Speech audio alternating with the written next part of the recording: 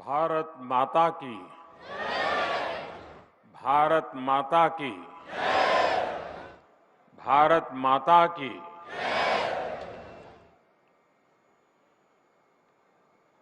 त्योहारों की गूंज सुनाई दे रही है चारों तरफ।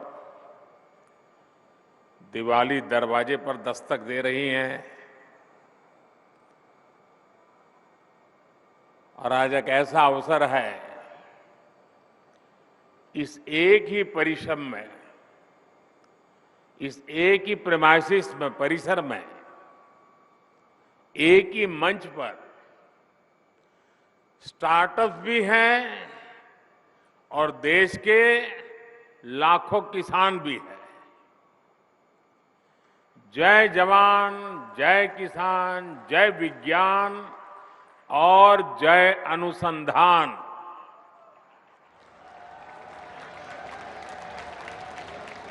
एक प्रकार से ये समारोह इस मंत्र का जीवंत स्वरूप हमें नजर आ रहा है। साथियों, भारत की खेती के सभी बड़े भागीदार आज रूबरू में और वर्चुअली पूरे देश के हर कोने में इस कार्यक्रम में हमारे साथ जुड़े हुए हैं। ऐसे महत्वपूर्ण मंच से आज किसानों के जीवन को और आसान बनाने, किसानों को और अधिक समृद्ध बनाने और हमारी कृषि व्यवस्थाओं को और आधुनिक बनाने की दिशा में कई बड़े कदम उठाए जा रहे हैं। आज देश में 600 से ज्यादा प्रधानमंत्री किसान समृद्धि केंद्रों की शुरुआत हो रही है। और मैं अभी यहां जो प्रदर्शनी लगी है उसे देख रहा था। एक से बढ़कर एक ऐसी अनेक टेक्नोलॉजी के इनोवेशन वहां है, तो मेरा मन तो कर रहा था कि वहां जरा और ज्यादा रुक जाऊं, लेकिन त्योहारों की सीजन है, आपको ज्यादा रोकना नहीं चाहिए, इसलिए मैं मंच पे चला आया। लेकिन वहां मैंने ये प्रधानमंत्री किसान समृद्धि केंद्र की जो रचना देखी, उसका एक जो मॉडल खड़ा किया है, मैं वाकई मनसुख भाई और उनकी टीम को बधाई देता हूं। ये किसान के लिए सिर्फ उर्वरक खरीद बिक्री का केंद्र नहीं है, एक संपूर्ण रूप से किसान के साथ घनिष्ठ नाता जोड़ने वाला, उसकी हर सवालों का जवाब देने वाला, उसकी हर आवश्यकता में मदद करने वाला ये किसान समृद्धि केंद्र बना है। साथियों, थोड़ी देर पहले ही देश के करोड़ों किसानों को पीएम किसान सम्मान निधि के रूप में 16,000 करोड़ रुपए की एक और किस्त उनके खाते में जमा हो गई। आप में से भी जो किसान यहां बैठे होंगे, अगर मोबाइल देखेंगे तो आपके मोबाइल पे खबर आ गई होगी कि 2,000 रुपये आपके जमा हो चुके हैं। कोई बिचौलिया नहीं, कोई कटकी कंपनी नहीं, सीधा सीधा मेरे किसान के खाते में पैसा चला जाता है। मैं इस दिवाली के पहले पैसे का पहुंचना, खेती के अनेक महत्वपूर्ण कामों के समय पैसा पहुंचना मैं सभी हमारे लाभार्थी किसान परिवारों को, देश के कोने कोने में सभी किसानों को, उनके परिवारजनों को इस अवसर पर बहुत बहुत बधाई देता हूं। जो एग्रीकल्चर स्टार्टअप यहां पर उसका जो आयोजन में आया है, मैं उन सबका भी जो हिस्सा ले रहे हैं, किसानों की भलाई के लिए उन्होंने जो नए नए इनोवेशन किए हैं, उनकी मेहनत कैसे कम हो, उनके पैसों में बचत कैसे हो, उनके काम में गति कैसे बढ़े, उनकी सीमित जमीन में ज्यादा उत्पादन कैसे हो, ऐसे अनेक काम ये हमारे स्टार्टअप वाले हमारे नौजवानों ने किए हैं। मैं वो भी देख रहा था, एक से बढ़कर एक इनोवेशन नजर आ रहे हैं। मैं ऐसे सभी युवाओं को भी जो आज किसानों के साथ जुड़ रहे हैं, उनको बहुत बहुत बधाई देता हूं और उनका इसमें भागीदार होने के लिए हृदय से अभिनंदन और स्वागत करता हूं। साथियों, आज वन नेशन वन फर्टिलाइजर इसके रूप में किसानों को सस्ती और क्वालिटी खाद भारत ब्रांड के तहत उपलब्ध कराने की योजना है। ये शुरू हो गया आज। 2014 से पहले फर्टिलाइजर सेक्टर में कितने बड़े संकट थे, कैसे यूरिया की कालाबाजारी होती थी, कैसे किसानों का हक छीना जाता था और बदले में किसानों को लाठियां झेलनी पड़ती थी। ये हमारे किसान भाई बहन 2014 के पहले के वो दिन कभी नहीं भूल सकते। देश में यूरिया के बड़े बड़े कारखाने बरसों पहले ही बंद हो चुके थे,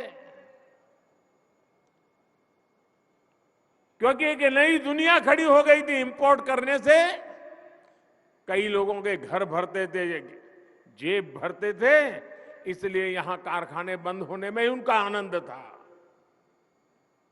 हमने यूरिया की 100% नीम कोटिंग करके उसकी कालाबाजारी रुकवाई। हमने बरसों से बंद पड़े देश के 6 सबसे बड़े यूरिया कारखानों को फिर से शुरू करने के लिए मेहनत की है।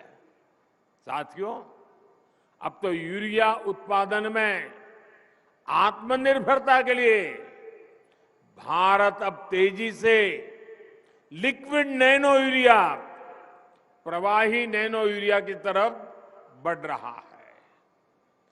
नैनो यूरिया कम खर्च में अधिक प्रोडक्शन का माध्यम है।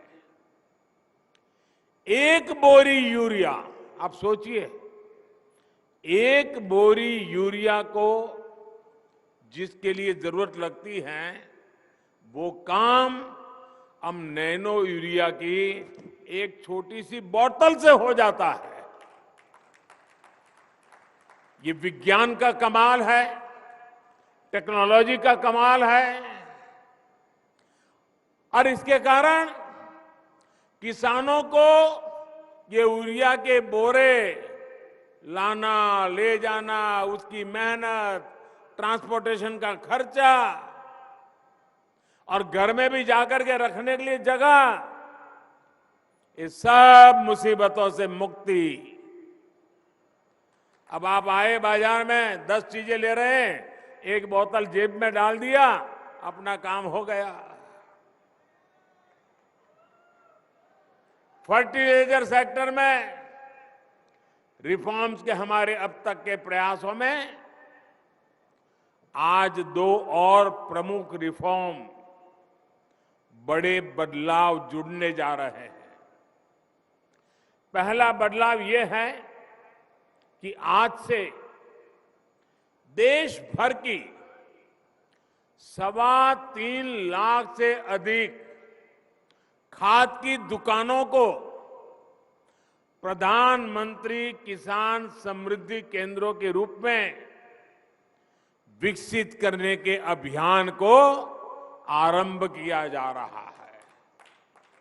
ये ऐसे केंद्र होंगे जहां सिर्फ खाद ही मिलेगी ऐसा नहीं, बल्कि बीज हो, उपकरण हो, सॉइल टेस्टिंग, मिट्टी की टेस्टिंग हो, हर प्रकार की जानकारी जो भी किसान को चाहिए वो इन केंद्रों पर एक ही जगह पर मिलेगी।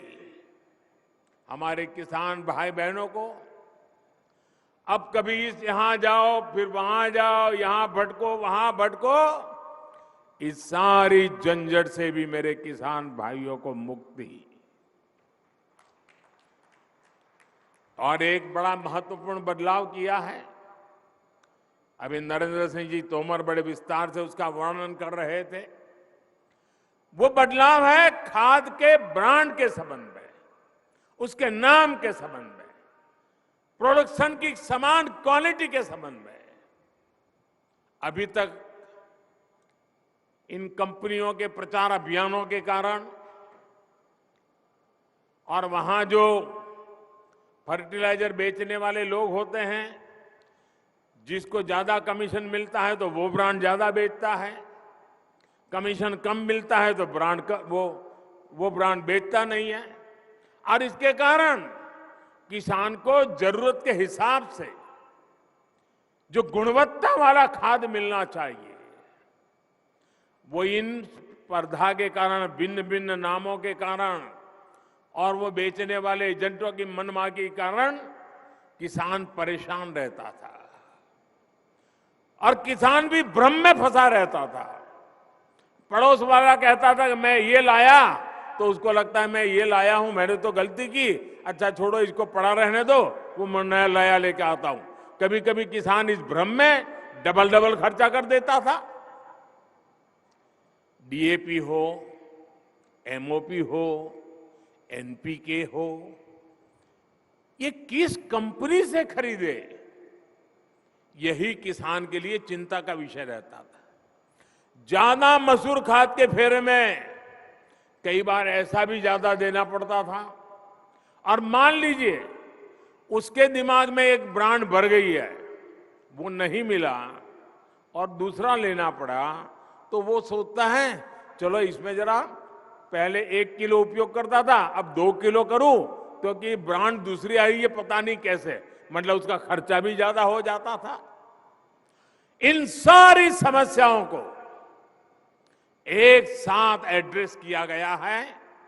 अब वन नेशन वन फर्टिलाइजर से किसान को हर तरह के भ्रम से मुक्ति मिलने वाली है और बेहतर खाद भी उपलब्ध होने वाली है। देश में आप हिंदुस्तान के किसी भी कोने में जाइए, एक ही नाम, एक ही ब्रांड से और एक समान गुणवत्ता वाले यूरिया की बिक्री होगी, और ये ब्रांड है भारत।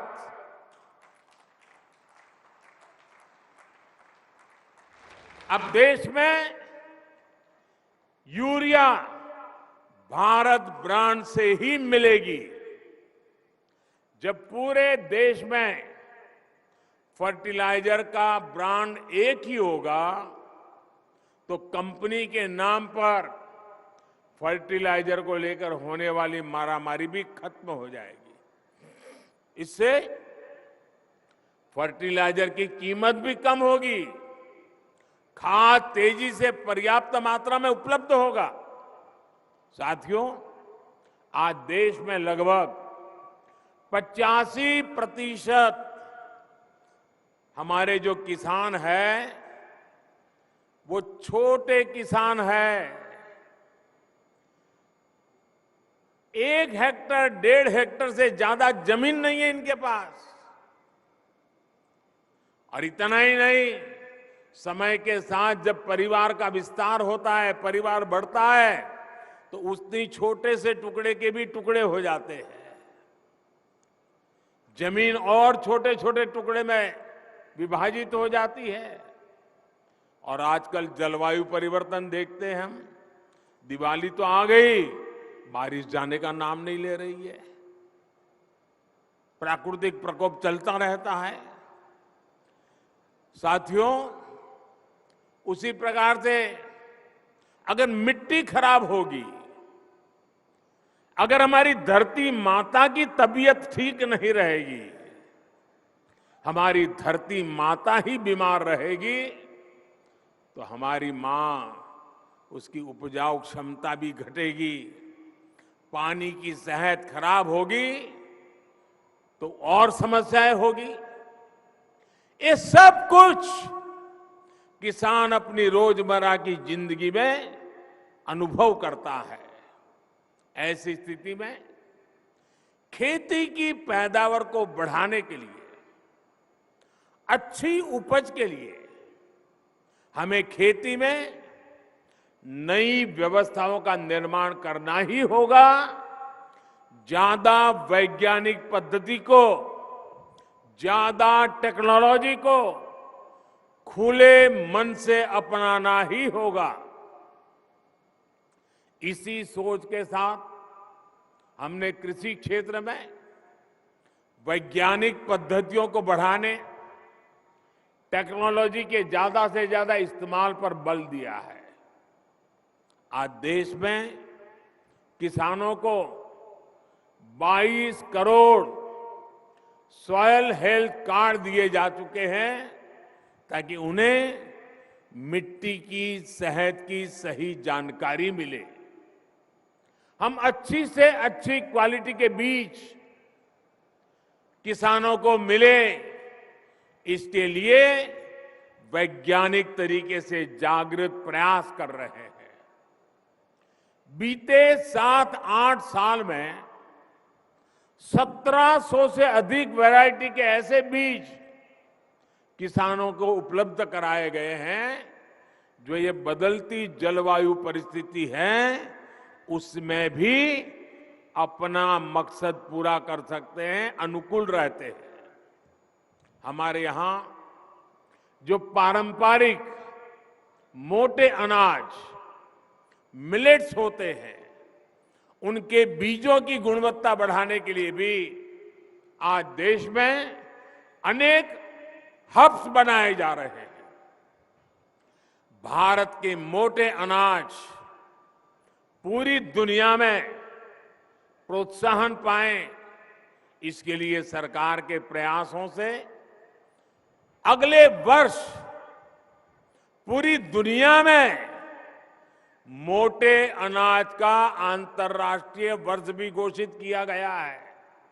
दुनिया भर में हमारे मोटे अनाज की चर्चा होने वाली है। अब मौका आपके सामने है, दुनिया में कैसे पहुंचना है। आप सभी पिछले 8 साल में सिंचाई को लेकर जो कार्य हुए हैं, उससे भी भली भांति परिचित है।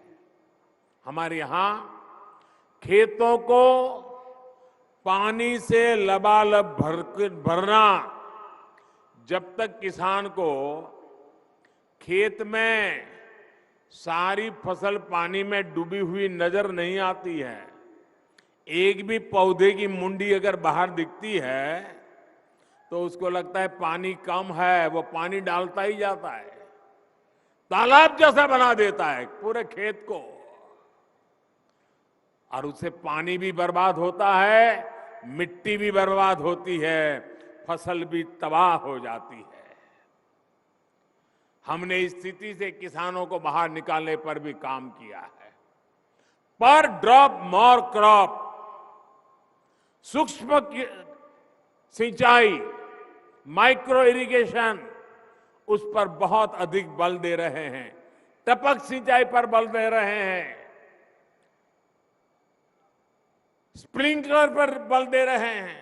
पहले हमारे गन्ना का किसान ये मानने को तैयार नहीं था कि कम पानी से भी गन्ने की खेती हो सकती है। अब ये सिद्ध हो चुका है, स्प्रिंकलर से भी गन्ने की खेती बहुत उत्तम हो सकती है और पानी बचाया जा सकता है। उसके तो दिमाग में यही है कि जैसे पशु को पानी ज्यादा पिलाया तो दूध ज्यादा देगा, गन्ने के खेत को पानी ज्यादा दिया तो गन्ने का रस ज्यादा निकलेगा। ऐसे ही हिसाब किताब चलते रहे हैं। पिछले 7-8 वर्षों में देश की लगभग 70 लाख हेक्टेयर जमीन को माइक्रो इरिगेशन के दायरे में लाया जा चुका है। साथियों, भविष्य की चुनौतियों के समाधान का एक अहम रास्ता नेचुरल फार्मिंग से भी मिलता है। इसके लिए भी देश भर में बहुत अधिक जागरूकता आज हम अनुभव कर रहे हैं। प्राकृतिक खेती को लेकर गुजरात, हिमाचल प्रदेश और आंध्र प्रदेश के साथ साथ यूपी, उत्तराखंड में बहुत बड़े स्तर पर किसान काम कर रहे हैं। गुजरात में तो जिला और ग्राम पंचायत स्तर पर भी इसको लेकर योजनाएं बनाई जा रही है। बीते वर्षों में प्राकृतिक खेती, नेचुरल फार्मिंग को जिस प्रकार नए बाजार मिले हैं, जिस प्रकार प्रोत्साहन मिला है, उससे उत्पादन में भी कई गुना वृद्धि हुई है। साथियों, आधुनिक टेक्नोलॉजी के उपयोग से छोटे किसानों को कैसे लाभ होता है, इसका एक उदाहरण पीएम किसान सम्मान निधि भी है। इस योजना के शुरू होने के बाद से 2 लाख करोड़ रुपए से ज्यादा सीधे किसानों के बैंक खातों में ट्रांसफर किए गए हैं। जब बीज लेने का समय होता है, जब खाद लेने का समय होता है, तो ये मदद किसान तक पहुंच जाती है। देश के 85% से अधिक छोटे किसानों के लिए ये बहुत बड़ा खर्च होता है। आज देश भर के किसान मुझे बताते हैं कि पीएम किसान निधि ने उनकी बहुत बड़ी चिंता को कम कर दिया है। साथियों, आज बेहतर और आधुनिक टेक्नोलॉजी का उपयोग करते हुए हम खेत और बाजार की दूरी को भी कम कर रहे हैं। इसका भी सबसे बड़ा लाभार्थी हमारा छोटा किसान ही है, जो फल, सब्जी, दूध, मछली जैसे जल्दी खराब होने वाले उत्पादों से जुड़ा हुआ है। किसान रेल और कृषि उड़ान हवाई सेवा से इसमें छोटे किसानों को भी बहुत लाभ मिला है। ये आधुनिक सुविधाएं आज किसानों के खेतों को देश भर के बड़े शहरों से, विदेश के बाजारों से कनेक्ट कर रही है। इसका एक परिणाम ये भी हुआ है कि कृषि क्षेत्र से एक्सपोर्ट अब उन देश को भी होने लगा है, जहां पहले कोई सोच भी नहीं सकता था। कृषि निर्यात की बात करें तो भारत दुनिया के टॉप 10 कंट्रीज में है। आज दुनिया के 10 प्रमुख देशों में है। कोरोना की रुकावटों के बावजूद भी 2 साल मुसीबत में गए, उसके बावजूद भी हमारे कृषि निर्यात में 18% की वृद्धि हुई है। गुजरात से बड़े पैमाने पर कमलम फ्रूट, जिसको बाहरी भाषा में ड्रैगन फ्रूट कहते हैं, भारत में उसको कमलम फ्रूट कह रहे, आज विदेश जा रहा है। हिमाचल से पहली बार ब्लैक गार्लिक का एक्सपोर्ट हुआ है। असम का बर्मीज अंगूर, लद्दाख की खुबानी, जलगांव का केला या भागलपुरी जरदारी आम, ऐसे अनेक फल हैं जो विदेशी बाजारों को भा रहे हैं। वन डिस्ट्रिक्ट वन प्रोडक्ट जैसी योजनाओं के तहत ऐसे उत्पादों को आज प्रोत्साहन दिया जा रहा है। आज जिला स्तर पर एक्सपोर्ट हब भी बनाए जा रहे हैं, जिसका लाभ किसानों को हो रहा है। साथियों, आज प्रोसेस्ड फूड में भी हमारी हिस्सेदारी बहुत अधिक बढ़ रही है। इससे किसानों को उपज के ज्यादा दाम मिलने के रास्ते खुल रहे हैं। उत्तराखंड का मोटा अनाज पहली बार डेनमार्क में गया। इसी प्रकार कर्नाटक का ऑर्गेनिक जैकफ्रूट पाउडर भी नए बाजारों में पहुंच रहा है। अब त्रिपुरा भी इसके लिए तैयारी करने लगा है। ये बीज हमने पिछले 8 वर्षों में बोए हैं, जिसकी फसल अब पकनी शुरू हो गई है।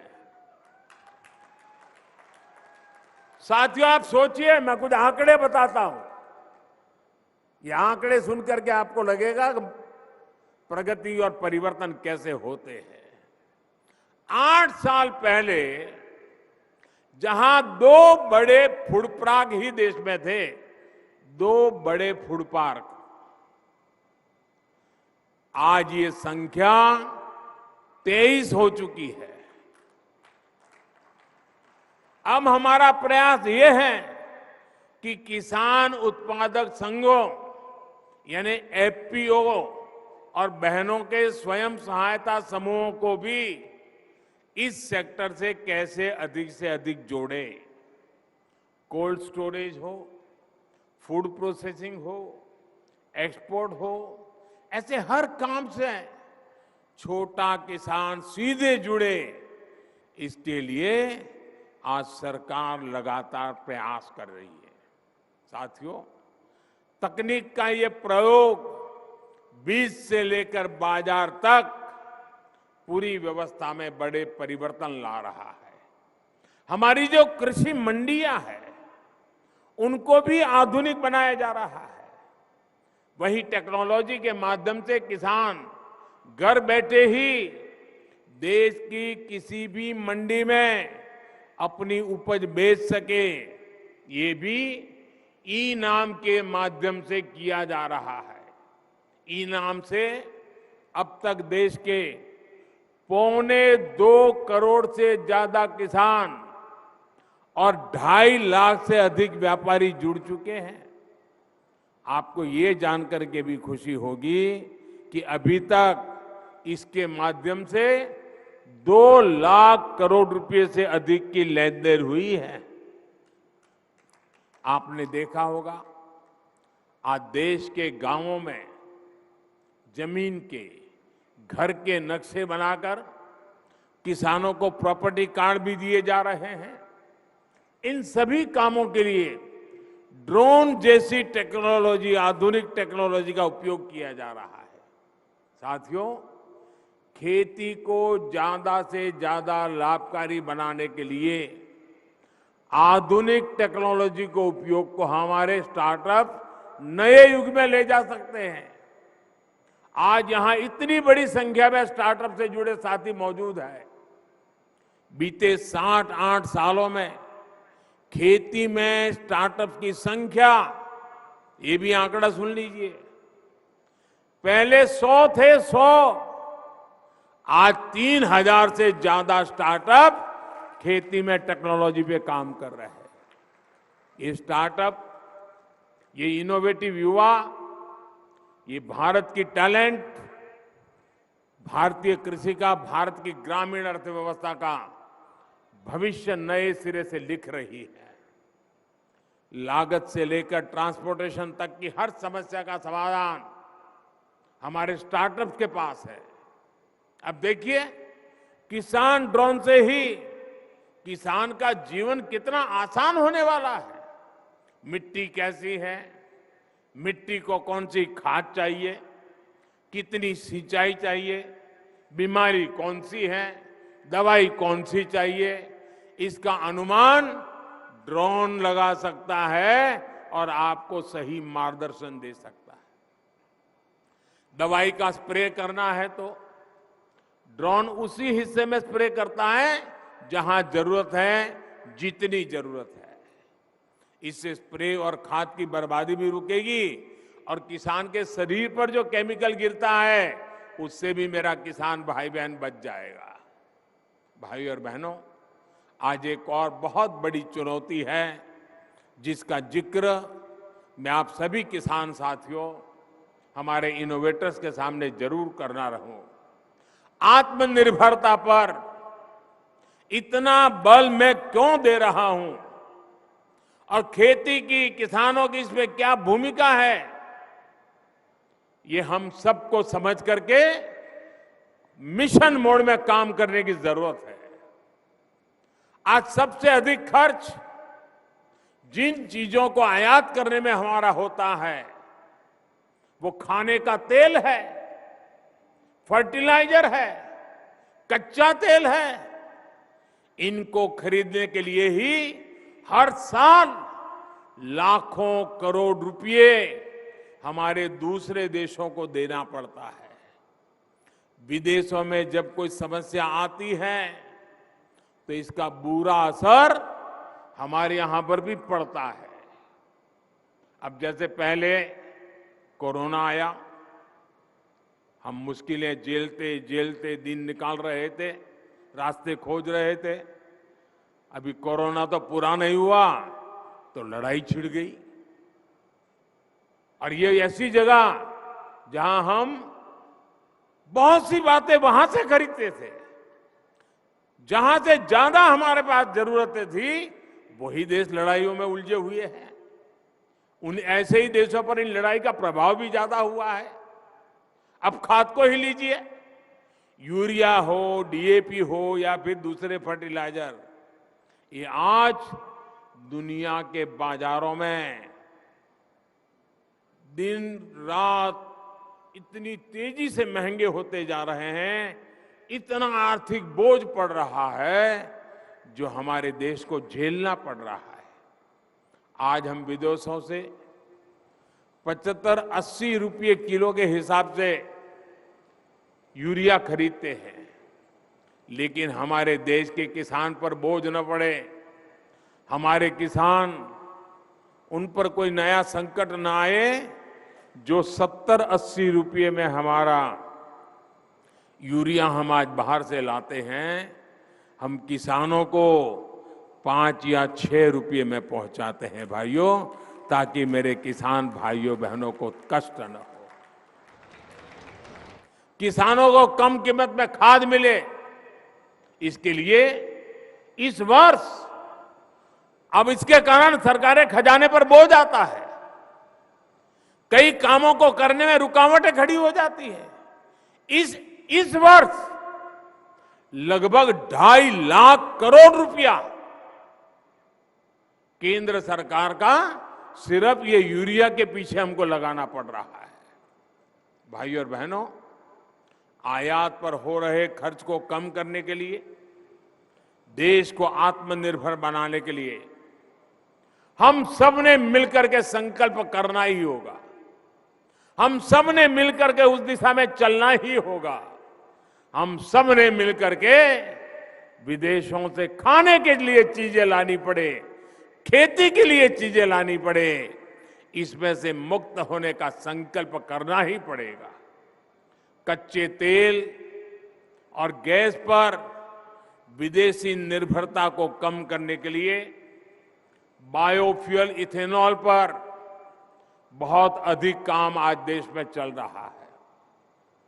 इस काम से सीधे किसान जुड़ा है, हमारी खेती जुड़ी हुई है। किसान की उपज से पैदा होने वाले इथेनॉल से गाड़ियां चले और कचरे से, गोबर से बनने वाली बायोगैस से बायो सीएनजी बने, ये काम आज हो रहा है। खाने के तेल की आत्मनिर्भरता के लिए हमने मिशन ऑयल पाम भी शुरू किया है। आज मैं आप सभी किसान साथियों से आग्रह करूंगा कि इस मिशन का अधिक से अधिक आप लाभ उठाएं। तिलहन की पैदावार बढ़ाकर हम खाद्य तेल का आयात बहुत कम कर सकते हैं। देश के किसान इसमें पूरी तरह सक्षम है। दालों के मामले में जब मैंने 2015 में आपको आह्वान किया था, आपने मेरी बात को सर आंखों पे उठा लिया था और आपने करके दिखाया था। वरना पहले तो क्या हाल था, हमें दाल भी विदेशों से ला करके खानी पड़ती थी।